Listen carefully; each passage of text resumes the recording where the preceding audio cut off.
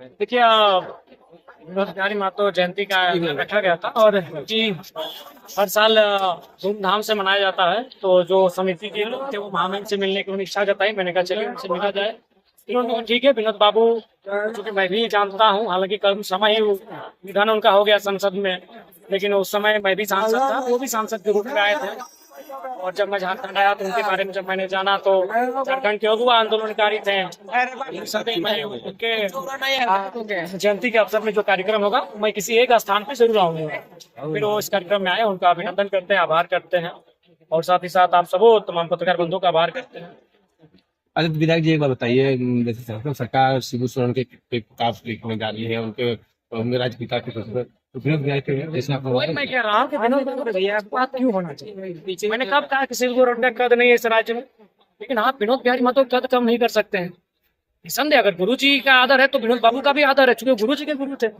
और ये बोकारो और धनबाद का चप्पा चप्पा जानता है, बच्चा बच्चा जानता है कि किस प्रकार से वो, हमें लगता है 10 साल विनोद बाबू के शरण में रहे गुरु जी। उनके वहाँ उनका जो भी हुआ, उनका बहुत दिन वो रहे उनके गाँव में, उनके घर में। तो लिहाजा निसंदेह गुरु जी का कद बढ़े, लेकिन उनके कद के सामने साजिश के तहत अन्य महापुरुषों के कद को फीका ना किया जाए। मैं ये सरकार से अपील करता हूँ। देखो विधायक साहब, आपने ये भी बात उठाई थी कि रांची में इनकी प्रतिमा नहीं है, निसंदेह ये जगह नहीं बहुत दे रहा है दुर्भाग्य का सरकार। बात है। विनोद बिहारी महतो के बिना आप झारखंड और झारखंड मुक्ति मोर्चा की कल्पना कैसे कर सकते हैं। झारखंड मुक्ति मोर्चा आज भले संथाल परगना, सिमडेगा, पलामू में फैला है तनिक तनिक, संथाल परगना फिर बहुत ज्यादा है, लेकिन पलामू में पहुंचा है, कोल्हान भी पहुंचा है, लेकिन उसका ओरिजिनल तो धनबाद बोकारो है, सभी जानते हैं। लेकिन अभी कोई इतिहासकार ये जानकर खुलकर बोलना नहीं चाहते हैं कि भाई मुख्यमंत्री के पिताजी हैं, कौन उनसे दुश्मनी मोल लेगा। सच्चाई बोलिए।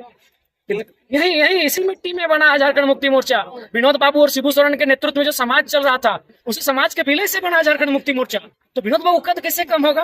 अगर संथाल समाज शिबू सोरेन जी के नेतृत्व में था तो कुर्मी समाज विनोद बिहारी के नेतृत्व में था, और वही दो का प्रमुख योगदान रहा झारखंड मुक्ति मोर्चा में।